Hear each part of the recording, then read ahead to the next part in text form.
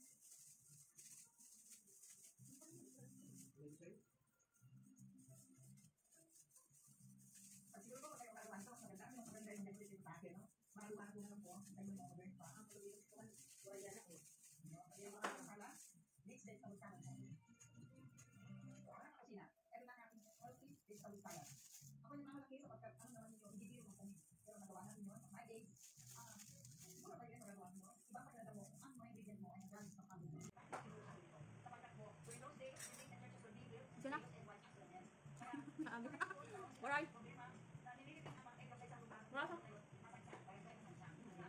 Ha?